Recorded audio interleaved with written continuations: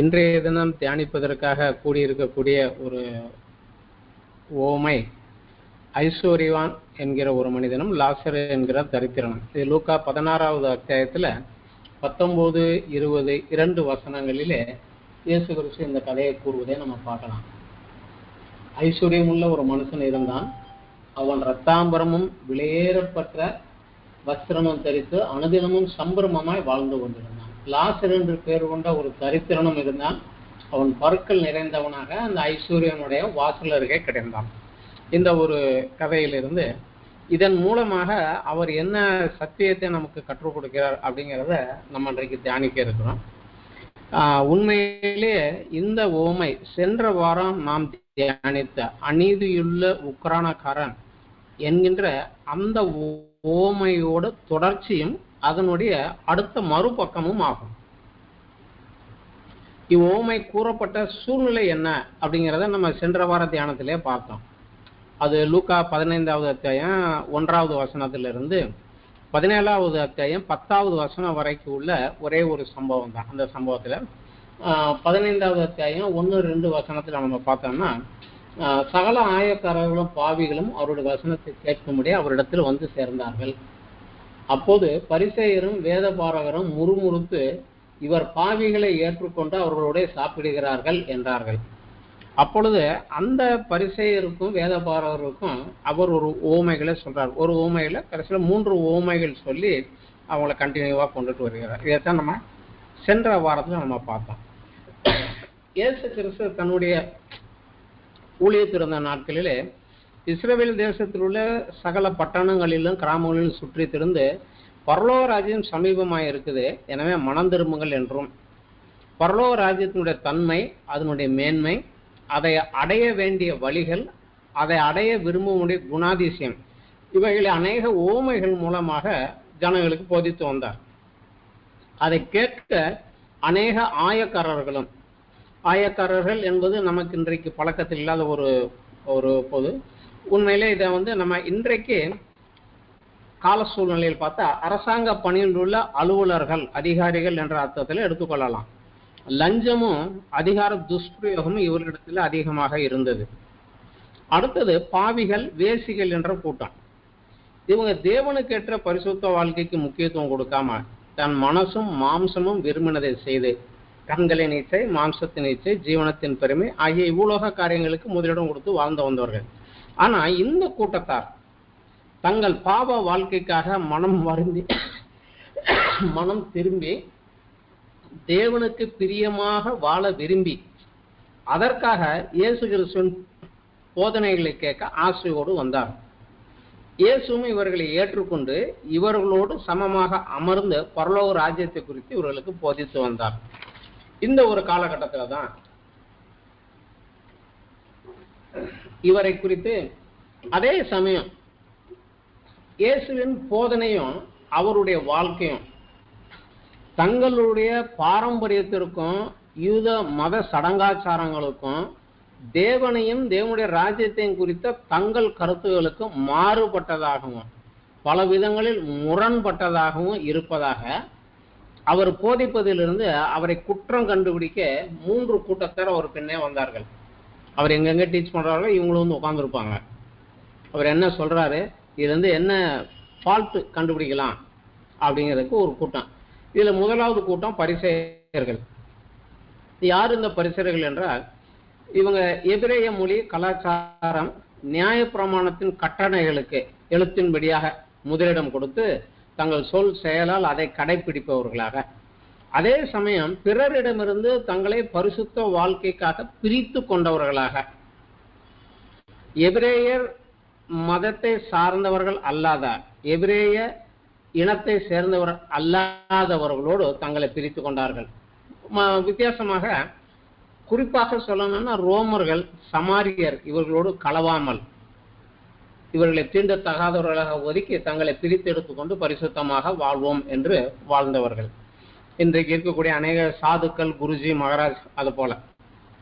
இரண்டாவது வேத பாரகர்கள். இவங்க நியாய பிரமாணத்தில் உள்ள கட்டளைகளுக்கு விளக்கம் கொடுப்பவர்கள். இதுக்கு இதுதான் முக்கியம், இதுதான் முக்கியம், இது முக்கியம் இல்லை அப்படின்னு தங்கள் மனதில் தோன்றினபடி தங்களுக்கு ஆதாயமா இருக்கக்கூடியபடி அதுக்கு விளக்கம் கொடுப்பவர்கள். இந்த வேத பாரகர்களிலும் அதிகமான பேர் பரிசேயர் கூட்டத்தை சேர்ந்தவங்க தான். மூன்றாவதாக ஒரு கூட்டம், இது சதுசேயர்கள். தேவ ஆலயத்தை நிர்வாகிக்கும் அதிகாரமும் ஆளுகையும் உடையவர்கள். பிரதான ஆசாரியர்களும் எப்பொழுதுமே இந்த சதுசேய கூட்டத்தை சேர்ந்தவங்க தான். ஆனா இவங்க கிரேக்க மொழி, கிரேக்க கலாச்சாரம், பண்பாடுகளை ஏற்றுக்கொண்டு ஆளுகையில் இருக்கக்கூடிய ரோமர்களுக்கு நெருக்கமாக இருந்தவர்கள். இவர்கள் வேதத்திலே மோசையின் முதல் 5 புஸ்தகங்களுக்கு மட்டுமே முக்கியத்துவம் கொடுத்தவர்கள். ஆதியாகமம், யாத்ராகமம், லேவியராகமம், என்னாகமம், உபாகமம், இந்த 3 தான் தேவன் மோசையின் மூலமாக கொடுத்தது. இந்த 3 தான் முக்கியமான புஸ்தகம். பிற எல்லாருமே சரித்திரமும் மனிதர்கள் பேசியது தான். அதனால அதுக்கு அவ்வளவு முக்கியத்துவம் கொடுக்கறது கிடையாது அவங்க. இதுதான் சதுசேயர்களுடையது. ஆனா இந்த கூட்டத்தார் செல்வ செழிப்புடன் ஆடம்பரமான ஒரு வாழ்க்கை வாழ்ந்து வந்தவர்கள். இதே சமயத்துல சகல ஆயக்காரர்களும் பாவிகளும் இயேசு கிறிஸ்துவை தேவனிடத்திலிருந்து வந்த ஒரு தீர்க்கதரிசியாக ஏற்றுக்கொண்டு அவர் போதனைகளை கேட்க கூட்டம் கூட்டமாய் வருவதும், இயேசுவும் அவர்களை ஏற்றுக்கொண்டு அவர்களோடு ஐக்கியமாய் இருப்பதும் இவர்களுக்கு பிடிக்கவில்லை. இவர்கள் அதற்கு விரோதமாக, இயேசுவுக்கு விரோதமாகவே முறுமுறுத்தார்கள். இதைத்தான் நம்ம 15வது அத்தியாயம் 1-2 வசனத்துல படித்தோம். இதை தொடர்ந்து இயேசு கிறிஸ்து 3 உவமைகள் அவருக்கு கூறினார். லூக்கா 15:3-32 வரைக்கும். சென்ற வாரம் நம்ம பார்த்த பாடம் அது. காணாமல் போன ஆடு, காணாமல் போன வெள்ளிக்காசு, காணாமல் போன இளைய குமாரன். இதை சொல்லிட்டு இவர்களை தேடவே நான் பரலோகத்திலிருந்து அனுப்பப்பட்டு வந்திருக்கிறேன் என்று மறைமுகமாக கூறினார். பின்பு தன்னை பின்பற்றி வருகிற சீசர்களுக்கு அவர்கள் இந்த பிரபஞ்சத்தின் பிள்ளைகளை காட்டிலும் ஒளியின் பிள்ளைகளாகி நீங்கள் புத்திசாலிகளாக இருக்க வேண்டும். அது எப்படி இருக்க வேண்டும் அப்படிங்கிறதுக்கு தான் வசனம் 16:10 கொஞ்சத்திலே உண்மையாயிரு. அடுத்ததாக 16வது அத்தியாயம் 11வது வசனம் அநீதியான உலக பொருளிலே உண்மையாயிரு. 12வது வசனத்துல வேறொருவனுடைய காரியத்திலே உண்மையாயிரு அப்படின்னு சொல்லிட்டு 13வது வசனத்துல தெளிவாக சொல்லுகிறாரு, எந்த ஊழியக்காரனும் 2 எஜமான்களுக்கு ஊழியம் செய்யக்கூடாது. ஒருவனை பகைத்து மற்றவனை சிநேகிப்பான், அல்லது ஒருவனை பற்றி கொண்டு மற்றவனை அசட்டி பண்ணுவான். தேவனுக்கும் உலக பொருளுக்கும் ஊழியம் செய்ய உங்களால் கூடாது என்றார். இதை கேட்டுட்டு தான் பொருளாசை உள்ள பரிசேயர் கேட்டு அவரை பரியாசம் பண்ணினார்கள். அவங்களை கேலி பண்ணாங்க. இயேசு கிறிஸ்து சொன்னதை கேட்டு இது கேலி பண்ணி இவன் பாரு இப்படிலாம் சொல்றாங்க சொல்லி அவரை கேலியாக பண்ணினாங்க. ஏன்னா நியாயப்பிரமாணத்தின் படி, நியாயப்பிரமாணத்தின் கட்டளையை கீழ்ப்படுகிறவனுக்கு பூமிக்குரிய சகல ஆசீர்வாதங்களும் வாக்கு கொடுக்கப்பட்டது. ஆனா நியாயப்பிரமாணத்துக்கு விரோதமாக நடக்கிற போது பூமிக்குரிய தண்டனைகளும் சாபங்களும் கூறப்பட்டது. மறுமைக்குரிய வாழ்க்கை குறித்தோ அந்த ஆசீர்வாதத்தை குறித்தோ அந்த உடன்படிக்கையின் கீழ், நியாயப்பிரமாணத்தின் கீழ் எதுவுமே இல்லை. ஆனா நியாயப்பிரமாணத்தை மீறி தேவனுக்கு விரோதமா நடந்தா ஜீவனுள்ளோர் தேசத்திலிருந்து அறுப்புண்டு போவாய் என்கிற ஒரு எச்சரிக்கை மட்டும்தான் இருந்ததே ஒழிய அந்த மறு வாழ்க்கை, அந்த ஆசீர்வாதங்களையும் குறித்து அதிகமாக அவர்களுக்கு அங்க சொல்லப்படவில்லை. மறைமுகமாக அங்கே கொஞ்சம் இங்கே கொஞ்சம் இங்கே கொஞ்சமாக தீர்க்கதரிசிகள் மூலமாக கூறப்பட்டு வந்ததே ஒழிய தெளிவான ஒரு டீச்சிங்ஸ் அவங்களுக்கு இல்லை. அதனால ஆசீர்வாதம்னாலே பூமிக்குரிய ஆசீர்வாதம் தான், வசதியா இருக்கிறதான வச்சுட்டாங்க. அந்த காலகட்டத்தில் இவர்கள் இயேசுவை பரியாசம் பண்ணினாங்க. அப்போது இயேசு அவர்களை குறித்து 3 குற்றச்சாட்டுகள் வைக்கிறார். வச்சுட்டு ஒரு எச்சரிக்கை, அந்த குற்றச்சாட்டும் எச்சரிக்கையும் கொடுக்கிறார். இது லூக்கா 16 நம்ம 15 இருந்து 18வது வசனம் வரைக்கும் நம்ம பார்க்கலாம். லூக்கா 16:15வது வசனம். அவர் அவர்களை நோக்கி, அதாவது இயேசு கிறிஸ்துவை நோக்கி பரியாசம் பண்ணின இந்த பொருளாசைக்காரரான பரிசேயரை நோக்கி ஒரு சொல்றது, நீங்கள் மனுஷர் முன்பாக உங்களை நீதிமான்களாக காட்டுகிறீர்கள், தேவனோ உங்கள் இருதயத்தை அறிந்திருக்கிறார். மனுஷருக்குள்ளே மேன்மையாக எண்ணப்படுகிறது, தேவனுக்கு முன்பாக அருவருப்பாய் இருக்கிறது அப்படிங்கிறார். நீங்க ரொம்ப பரிசுத்தம், பிரிச்சு எடுக்கப்பட்டவங்க அப்படி இப்படின்னு மனுஷருக்கு முன்னாடி நீங்க தெரியுறீங்க, ஆனா உங்களுடைய சிந்தனை, உங்களுடைய சொல், செயல் எல்லாம் தேவனுக்கு முன்பாக அருவருப்பாக இருக்கிறது, நீங்க தேவனால் அருவருக்கப்பட்டவர்கள் அப்படின்னு சொல்லி அவங்களை தெளிவாகவே சொல்கிறார். அடுத்த வசனம் 16-17 சில காரியத்தை சொல்லுகிறார். இது அவங்களுக்கு அந்த காலத்திலும் புரியல, இன்றைக்கும் நிறைய பேருக்கும் அது புரியல. நியாயப்பிரமாணம், தீர்க்க தரிசன வாக்கியங்களும் யோவான் வரைக்கும் வழங்கி வந்தது. அது முதல் தேவனுடைய ராஜ்யம் சுவிசேஷமாக அறிவிக்கப்பட்டு வருகிறது. யாவரும் பலவந்தமாய் அதிலே பிரவேசிக்கிறார்கள். வேதத்தில் ஒரு எழுத்தின் உறுப்பும் அவமாய் போவதை பார்க்கலாம், வானமும் பூமியும் ஒளிந்து போவது எளிதா இருக்குங்கிறாரு. இரண்டாவது ஒரு காரியத்தை சொல்கிறார்.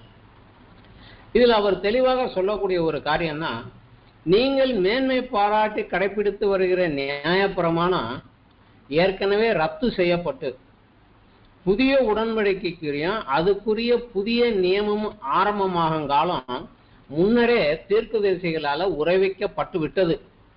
அது யோவான் ஸ்நானன் காலம் வரைக்கும்தான் அது வந்தது அப்படிங்கிறார். ஏன்னா மோசே மூலமாக தேவன் இஸ்ரவேல் ஜனங்களோடு செய்த அந்த உடன்படிக்கையை, அதுக்கு கீழே வருவதுதான் நியாயப்பிரமாணம்.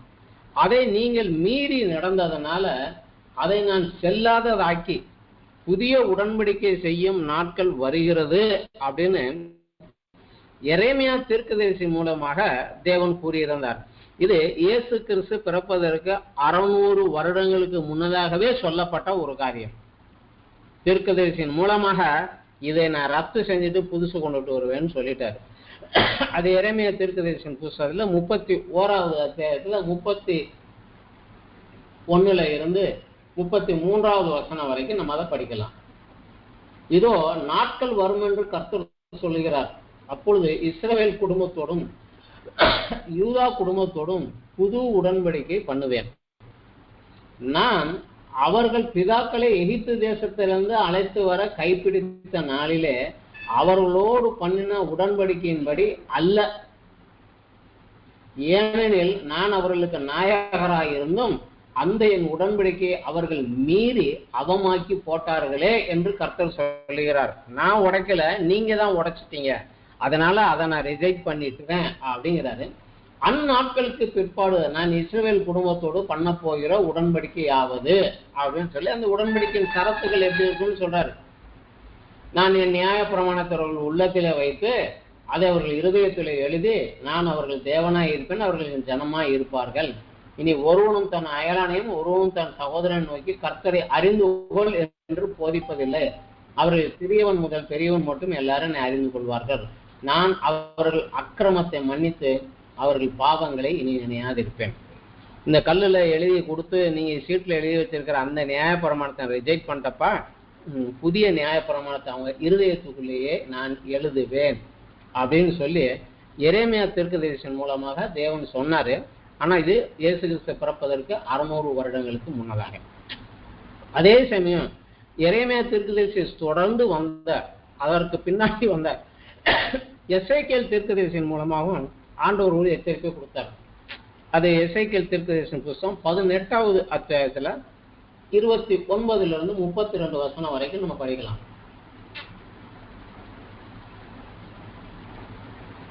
எசேக்கியேல் 18:29 இஸ்ரவேல் வம்சத்தோரோ ஆண்டவருடைய வழிகள் செம்மையாய் இருக்கவில்லை என்கிறார்கள். இஸ்ரவேல் வம்சத்தாரே, என் வழிகள் செம்மையா இராதோ? உங்கள் வழிகள் அல்லவோ செம்மையா அல்லாததா இருக்கிறது. ஆகையால் இஸ்ரவேல் வம்சத்தாரே, நான் உங்களில் அவனவன் வழிகளுக்கு தக்கதாக நியாயம் நிற்பேன் என்று கர்த்தராகிய ஆண்டவர் சொல்லுகிறார். நீங்கள் மனம் திரும்புங்கள், உங்களுடைய எல்லா மீறுதல்களை விட்டு திரும்புங்கள், அப்பொழுது அக்கிரமம் உங்கள் கேட்டுக்கு காரணமாய் இருப்பதில்லை. நீங்கள் துரோகம் பண்ணின உங்களுடைய எல்லா துரோகங்களையும் உங்கள் மேல் இராதபடி விலக்கி உங்களுக்கு புதிய இருதயத்தையும் புதிய ஆவியையும் உண்டு பண்ணி கொள்ளுங்கள். இஸ்ரவேல் வம்சத்தாரே, நீங்கள் ஏன் சாக வேண்டும்? மனம் திரும்புங்கள், அப்பொழுது பிழைப்பீர்கள். சாகனுடைய சாவை நான் விரும்புவதில்லை என்று கர்த்தராகி ஆண்டவர் சொல்லுகிறார். இது எரேமியாவை தொடர்ந்து எசேக்கியேல் தீர்க்கதரிசி கொடுத்த ஒரு வார்த்தை. அதே போல பழைய ஏற்பாட்டில் உள்ள கடைசி தீர்க்கதரிசியாக மல்கியா மூலமாக கடைசியாகவும் ஒரு வார்னிங் அவர் கொடுக்கிறார்.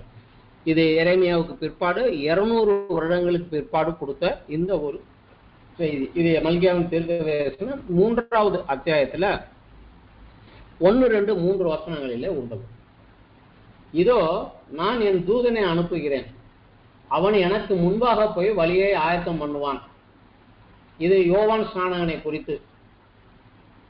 அப்புறம் அப்பொழுது நீங்கள் தேடுகிற ஆண்டவரும் நீங்கள் விரும்புகிற உடன்படிக்கையின் தூதனுமானவர் தம்முடைய ஆலயத்திற்கு தீவிரமாய் வருவார், இதோ வருகிறார் என்று சேனைகளின் கர்த்தர் சொல்லுகிறார்.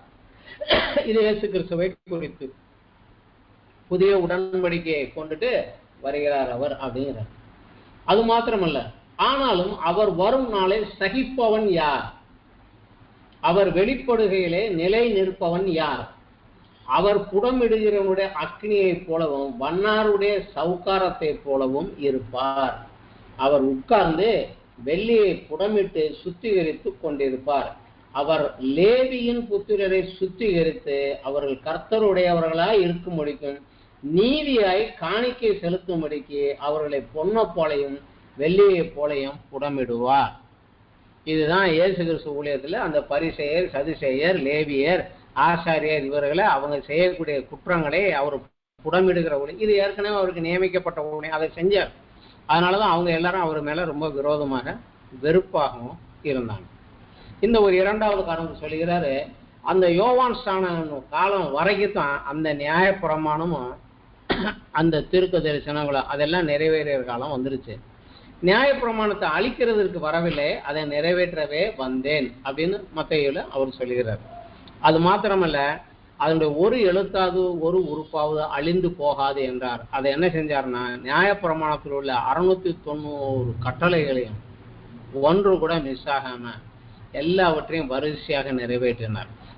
தன்னை குறித்து பழைய ஏற்பாட்டு தீர்க்கதரிசிகளிலே தீர்க்க தரிசனமாக சொல்லப்பட்ட அனைத்தையுமே அவர் முதலாம் வருகையில் எதை எதை செய்ய வேண்டுமோ அவைகள் அனைத்தையுமே ஒன்று விடாம நிறைவேற்றி முடித்தார். ஒரு கமா புல் ஸ்டாப் கூட விடாம நிறைவேற்றி முடித்தார். இதைத்தான் அவர் சொல்லுகிறாரு, யோவான் ஸ்நானன் காலம் வரைக்கும் நியாயப்பிரமாணமும் தீர்க்க தரிசனமும் அதெல்லாம் நிறைவேறிடுச்சு. இப்பொழுதோ பரலோக ராஜ்யம் சுவிசேஷமாக அறிவிக்கப்பட்டு வருகிறது, விரும்புகிறவன் எவன் வேணாலும் வரலாம் அப்படின்னு சொல்றாரு. அதோடு மாத்திரமல்ல, அந்த லூக்காவிலே அவர் சொல்லக்கூடிய அடுத்த ஒரு வார்த்தை 16வது அத்தியாயத்துல 18வது வசனத்துல அன்றைய மார்க்க தலைவர்களுடைய வாழ்க்கையில் உள்ள இன்னொரு தவறை அவர் சுட்டி காட்டுகிறார். அந்த 18வது வசனத்துல திருப்பி ஒரு காரியத்தை சொல்கிறார். தன் மனைவியை தள்ளிவிட்டு வேறொருத்தியை விவாகம் பண்ணுகிறவன் விபச்சாரம் செய்கிறான், புருஷனாலே தள்ளிவிடப்பட்டவளை விவாகம் பண்ணுகிறவனும் விபச்சாரம் செய்கிறவனாய் இருக்கிறான் என்றார். இது நியாயப்பிரமாணத்துக்கு முந்தின காலத்துல இருந்து உள்ள கட்டணை, நியாயப்பிரமாணத்துல உள்ள கட்டணை. ஆனா இயேசு கிறிஸ்து வந்த காலத்திலேயோ ஜனங்கள் அதிகமாக தன் மனைவியை தள்ளிவிட்டு எனக்கு பிடிக்கல, இவ்வளவு நாள் ஆச்சு, இவ வேண்டாம், நான் வேற ஒருத்தைய கல்யாணம் பண்ணிக்குவேங்கிறது ஒரு சாதாரணமான ஒரு பழக்கமாக மாறிப்போச்சு. இதுக்கு மார்க்க தலைவர்களுடைய ஒப்புதலும் அனுமதியும் இருந்தது. அது மாத்திரமல்ல, அநேகர் புறஜாதி புற இனத்தை சேர்ந்த ஸ்திரிகளை திருமணம் பண்ணி கொண்டு வாழ்கிற வாழ்க்கை இருந்தது. இதுல முந்தி தவறு செஞ்சவங்க எல்லாம் இந்த பரிசேயர்களும் சதிசேயரும் மார்க்க தலைவர்களும் அதுல இருந்தாங்க. அதனால அவங்களை குறிப்பாக காமிச்சு சொல்லுகிறாரு, தேவனுடைய பார்வையில நீங்க எல்லாம் விபச்சார குற்றத்துக்கு உட்பட்டவர்கள். நியாயப்பிரமாணம் மேன்மை பாராட்டுறீங்கள, அந்த நியாயப்பிரமாணம் சொல்லுவது என்ன அப்படின்னு அதையும் சுட்டி காட்டுகிறார். அதையும் காட்டிட்டு கடைசியாக இந்த குற்றங்களை செய்த உங்களுடைய முடிவு எப்படி இருக்கும் அப்படிங்கிறத விளக்கத்தான் இந்த ஐஸ்வர்யவானும் லாசருங்கிற அந்த கதையை அவர் சொன்னார். இதை லூக்கா 16வது அத்தியாயத்துல 19ல இருந்து 31வது வசனம் வரைக்கும் இந்த 3 குற்றச்சாட்டுகளை தொடர்ந்தே இந்த ஓமையும் சொல்லிட்டே வர்றாரு. இதுல நம்ம அதை படிக்கலாம். நம்ம ஐஸ்வர்யம் உள்ள ஒரு மனுஷன் இருந்தான். அவன் ரத்தாம்பரமும் வெளியேறப்பட்ட வஸ்திரமும் தரித்து அணு தினமும் சம்பிரமமாய் வாழ்ந்து வந்தான். லாசர் என்று பெயர் கொண்ட ஒரு தரித்திரனும் இருந்தான். அவன் பருக்கள் நிறைந்தவனாய் அந்த ஐஸ்வர்யவானுடைய வாசல் அருகே கிடந்து அவனுடைய மேஜையிலிருந்து விழுந்து துணிக்கைகளாலே தன் பசியை ஆற்ற ஆசையாய் இருந்தான். நாய்கள் வந்து அவன் பருக்களை நக்கிற்று. பின் அந்த தரித்திரன் மரித்து தேவ தூதராலே ஆபிரகாமுடைய மடியிலே கொண்டு போய் விடப்பட்டான். ஐஸ்வர்வானும் மரித்து அடக்கம் பண்ணப்பட்டான். பாதாளத்திலே அவன் வேதனைப்படுகிற போது தன் கண்களை ஏறெடுத்து தூரத்திலே ஆபிரகாமையும் அவன் மடியிலே லாசருவையும் கண்டான். அப்பொழுது அவன், தகப்பனாகிய ஆபிரகாமே, நீர் எனக்கு இறங்கி லாசரு தன் விரலின் நுனியை தண்ணீரில் துவைத்து என் நாவை குளிர பண்ணும்படி அவனை அனுப்ப வேண்டும். இந்த அக்னி ஜுவாலையிலே வேதனைப்படுகிறேனே என்று கூப்பிட்டான். அதற்கு ஆபிரகாம், மகனே, நீ பூமியில் உயிரோடு இருக்கும் காலத்தில் உன் நன்மைகளை அனுபவித்தாய். லாசருவும் அப்படியே தீமைகளை அனுபவித்தான். அதை நினைத்துக்கொள். இப்பொழுது அவன் தேற்றப்படுகிறான், நீயோ வேதனைப்படுகிறாய் என்றார். அதுவும் அல்லாமல் இவ்விடத்திலிருந்து உங்களிடத்திற்கு கடந்து போகவும் அவ்விடத்திலிருந்து எங்களிடத்துக்கு கடந்து வரவும் மனதுள்ளவர்களுக்கும் கூடாதபடிக்கு எங்களுக்கும் உங்களுக்கும் நடுவே பெரும் பிளப்பு உண்டாக்கப்பட்டு இருக்கிறது என்றான்.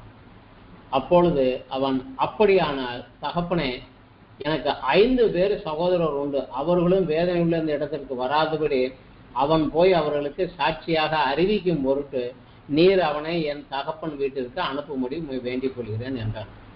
ஆபிரகாம் அவனை நோக்கி, அவர்களுக்கு மோசேயும் தீர்க்கதரிசிகளும் உண்டு, அவர்களுக்கு அவர்கள் செவி கொடுக்கட்டும் என்றான். அதற்கு அவன், அப்படியல்ல தகப்பனாகிய ஆபிரகாமே, மரித்தோரிலிருந்து ஒருவன் அவர்களிடத்தில் போனால் மனம் திரும்புவார்கள் என்றான். அதற்கு அவன், அவர்கள் மோசேக்கும் தீர்க்கதரிசிகளுக்கும் செவி கொடாவிட்டால் மரித்தோரிலிருந்து ஒருவன் எழுந்து போனாலும் நம்ப மாட்டார்கள் என்று சொன்னான் அப்படின்னு சொல்லி இந்த கதையை சொல்லி முடிக்கிறார். இந்த ஐஸ்வர்யவான் லாசரு கதையை வந்து உவமைகள் வரிசையிலே நம்ம வைத்திருந்தாலும் கூட அநேக வேத வல்லுநர்களும் ஒரு பைபிள் ஆளர்களும் சொல்றாங்க, இது ஒரு உவமையாக கூறப்பட்டதில்லை, இது ஒரு உண்மை சம்பவமாகவே இருக்க வேண்டும் அப்படின்னு ஒரு விளக்கம் சொல்றாங்க. இருக்கணும், இது உண்மையாகத்தான் இருந்திருக்கணும்.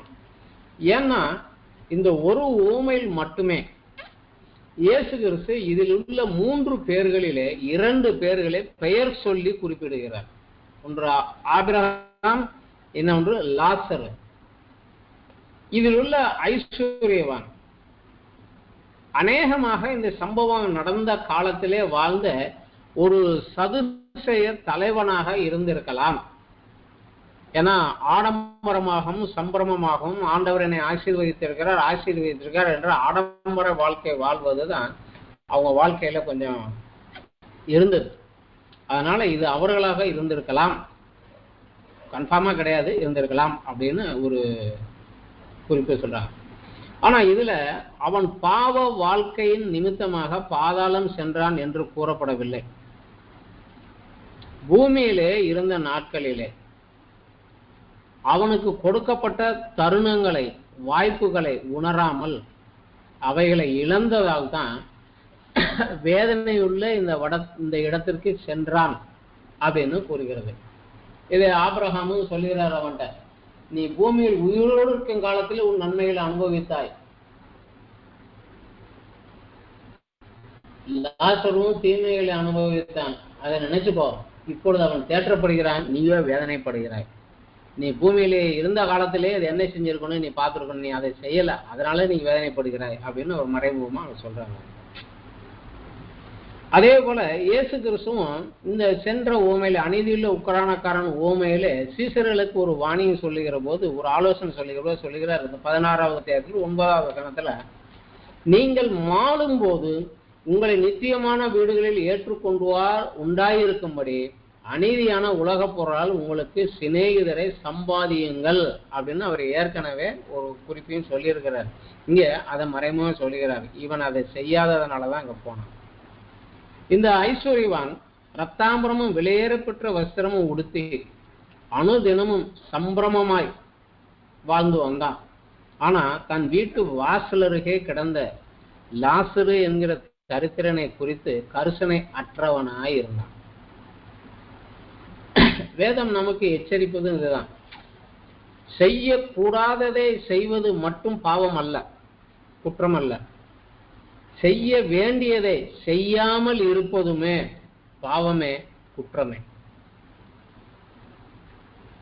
தேவன் எனக்கு பலன் கொடுப்பதே பலவீனருக்கு உதவி செய்யத்தான்.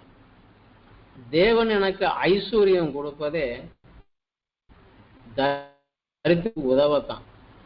தேவன் எனக்கு ஞானம் கொடுப்பதே பேதைகளுக்கு போதிக்கத்தான். இதுல இந்த என்னுடைய கொஞ்ச பலன், ஐஸ்வர்யம், ஞானம் இவற்றில் நான் உண்மையாய் இராவிட்டால் மெய்யான பொருளை பெற்றுக்கொள்வதற்கு நான் பரலோகம் போக முடியும். இது இங்கே இழந்தவனாக பாதாளம் தான் போகும். இந்த பாதாளத்தை குறித்தும் நரகத்தை குறித்தும் வேதாகமத்திலே அதிகமாக 85-90% இந்த ரெண்டு காரியத்தையும் குறித்து அதிகமாக பேசின ஒரே ஒருவர் இயேசு கிறிஸ்து தான். அவர் தான் இதை குறித்து அதிகமாக பேசியிருக்கார். என்றால் மரித்து பாதாளத்துக்கு போனவனும் திரும்பி வந்து அங்கே எப்படி இருக்குன்னு சொல்ல முடியாது, வந்ததில்லை. ஆனால் பரலோகத்திலிருந்து இறங்கி வந்தவருக்கு மட்டும்தான் இந்த பாதாளம் எப்படி, எங்கே, என்ன, ஏது, அதனுடைய கஷ்டங்கள், பாடுகள், நரகம், அதனுடைய பாடுகள் எல்லாம் தெரியும். அதனால அவர் ஒருவர் தான் இதை சொல்ல முடியும், அவர் ஒருவர் தான் இதை சொன்னார். நம்மை பொறுத்த வரைக்கும் ஒரு மனிதனுடைய சரீரத்திலிருந்து அவனுடைய ஜீவன் அல்லது ஆவி பிரிந்து போய்விடும் போது அதை மரணம் அப்படின்னு மனித கண்ணோட்டத்திலே நம்ம பார்த்து சொல்றோம். ஆனா இதை நித்திரை அப்படின்னு தான் வேதம் சொல்லுது. ஆனா ஆவி தன்னை தந்த தேவனிடத்தில் திரும்பி போக, மண்ணால் சிருஷ்டிக்கப்பட்ட சரீரம் மண்ணுக்கு திரும்பி போக, ஆனால் தேவ சாயலாக தேவ ரூபத்தினுடையாக சிருஷ்டிக்கப்பட்ட ஆத்மா பூமியிலே வாழ்ந்த நாட்களிலே தேவனுடைய சித்தம் செய்து அவரோடு ஒப்புரவாகி இருந்தால் அது செல்லக்கூடிய இடம். இந்த பூமியில விட்டு விட்டு ஆவி ஆத்மா சரீரம் பிரிகிற போது அந்த ஆத்மா போய் தங்கி இருக்கக்கூடிய இடம் இதை ஆபிரகாமின் மடி அப்படின்னு இங்க சொல்லுகிறார். ஆனா இதை லூக்கா 23வது அத்தியாயத்துல 43வது வசனத்துல இதே ஆபிரகாமின் மடிக்கு வேற ஒரு பேர் சொல்லுகிறார். சிலுவையில அவரோடு கூட அறையப்பட்ட ஒரு கல்லனை நோக்கி அவர் சொன்ன ஒரு வார்த்தை தான் இது, இன்றைக்கு நீ என்னுடனே கூட பரதீசில் இருப்பாய் என்று மெய்யாகவே உனக்கு சொல்கிறார். இந்த ஆபிரகாமின் மடி, பரதேசு அப்படிங்கிறது ரெண்டுமே ஒண்ணுதான். இது ஏற்கனவே நம்ம பரதேசு, பாதாளம், நரகம், பரலோக ராஜ்யம் இந்த சப்ஜெக்ட் நம்ம தியானித்த போதே இதை குறித்து கொஞ்சம் விளக்கமாக படிச்சிருக்கிறோம். இதுல பூமியிலே வாழ்ந்த நாட்களிலே தேவனுடைய சித்தம் செய்யாமல் தேவனோடு ஒப்புரவாகாத ஆத்மா தேவ பிரசன்னம், கிருபை இவைகளை இழந்து நியாய தீர்ப்பு நாள் வரைக்கும் காத்திருக்கக்கூடிய இடம்தான் பாதாளம். இதைத்தான் வேதம் முதலாவது மரணம் அப்படின்னு சொல்லுது. ரோமர் நிருபத்துல பவுல் எழுதுகிற போது 3வது அத்தியாயம் 23 சொல்கிறாரு, எல்லாரும் பாவம் செய்து தேவ மகிமை அற்றவர்களாகி, அதாவது தேவனுக்கு சமயத்துல வரவோ அவரிடத்துல பேசவோ அவரிடத்துல இந்த பெற்றுக்கொள்ளவோ அந்த தேவன் கொடுத்த அந்த மகிமை இழந்தவர்களாகி போயிட்டாங்க. அதே இதுல ரோமர் 6:23 சொல்லுகிறாரு, பாவத்தின் சம்பளம் மரணம். தேவனுக்கு விரோதமாக காரியங்கள் செய்ததனுடைய அதனுடைய சம்பளம் மரணம். வேலை செஞ்சா கண்டிப்பாக கூலி, அது மரணம் அப்படிங்கிறார். இந்த மரணம் தான் இந்த பாதாளம். இது முதலாவது மரணம். இந்த பாதாளத்திலே ஆத்மீக சரீரத்திலே இருந்தாலும் அது அங்கே அக்னி வேதனையை அனுபவிக்கக்கூடிய இடம். ஏன்னா இங்க அந்த ஐஸ்வர்யவான் சொல்லுகிறான் 24வது வசனத்துல, என் தகப்பனாகிய ஆபிரகாமே நீர் எனக்கு இறங்கி லாசரு தன் விரலில் நுனிய தண்ணீர் வைத்து நாவை குளிர பண்ணும்படி அவனை அனுப்ப வேண்டும், இந்த அக்னி ஜுவாலையிலே வேதனைப்படுகிறேனே அப்படின்னு கூப்பிட்டான். ஸோ அவன் அக்னி ஜுவாலையின் அக்னியின் வேதனைக்குள்ளதான் அந்த ஆத்மா இருந்த இடம்.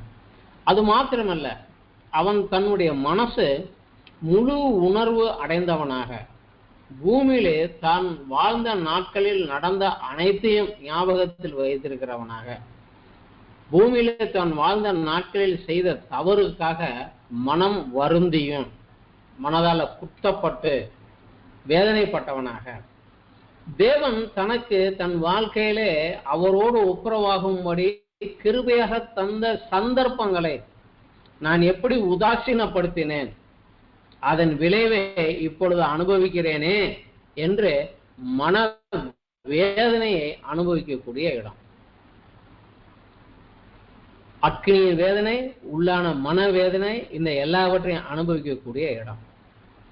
அங்கே சென்றவன் தேவனை விட்டு பிரிந்து போனதனால, தேவனுக்கு விட்டு அந்த ஆத்மா தேவனோடு ஒப்புரவாக முடியாதபடி தேவனை விட்டு முழுவதுமாக பிரிக்கப்பட்டு போனதுனால, அங்க போனதுக்கு அப்புறம் அவனுடைய ஜெபங்களும் வேண்டுதல்களும் தேவனிடத்திலே செல்ல முடியாது.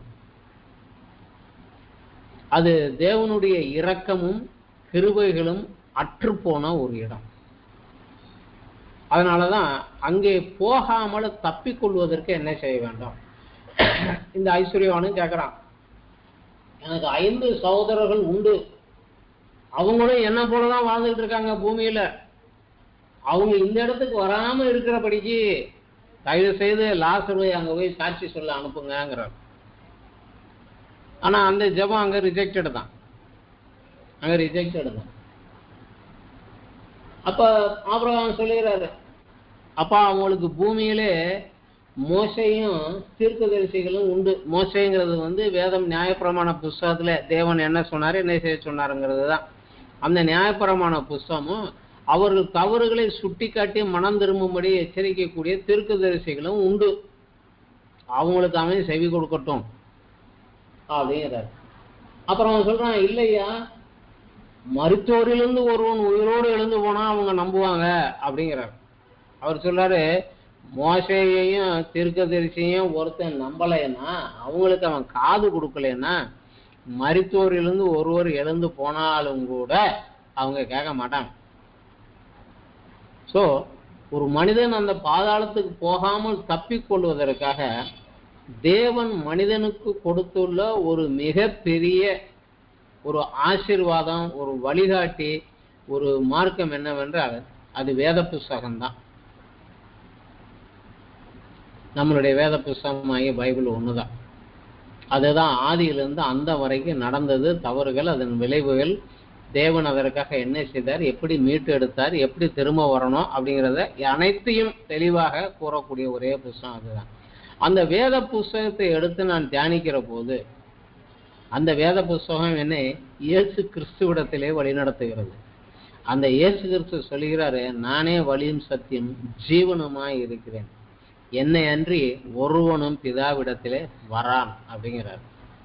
இந்த தேவனுடைய வார்த்தைக்கு முக்கியத்துவம் கொடுத்து, இது தேவன் எனக்கு எழுதி கொடுத்தது, இதை என்னுடைய நன்மைக்காக கொடுத்து இதை நான் படிக்க வேண்டும் என்று அதை ஒருவன் தியானிக்கிற போது தேவன் அவனை முன்குறித்து கிறிஸ்துவிடத்திலே கொண்டு வருகிறார்.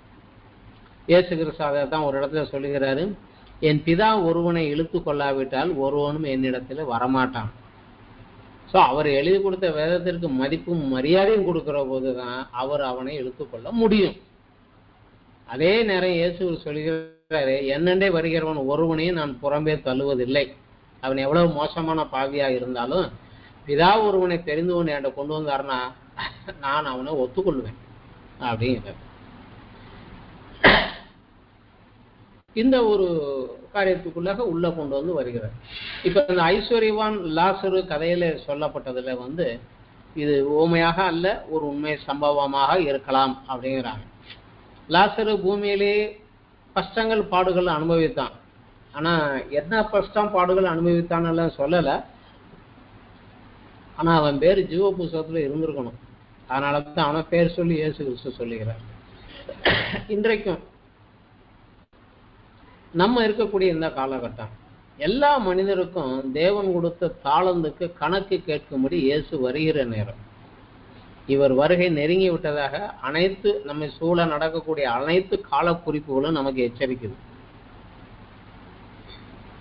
இன்னும் பரிசுத்தமாக வாழ முயற்சி செய்வோம். இன்னும் நீதியான கிரியைகள், தேவனுக்கு பிரியமான கிரியைகளை செய்வதில் முன்னேற்படுவோம்.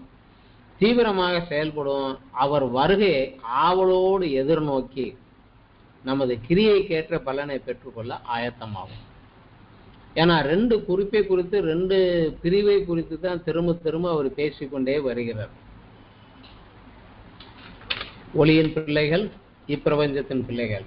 இங்கேயும் ஐஸ்வர்யவான், லாசரு, ஆயக்காரரும் பாவிகளும், பரிசேயரும் வேதபாரர்களும்.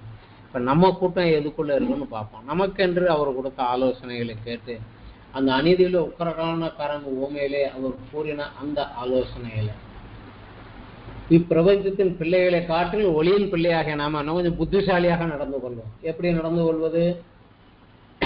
அவர் கொடுத்த கொஞ்சத்திலே உண்மை உள்ளவர்களாக இருப்போம்.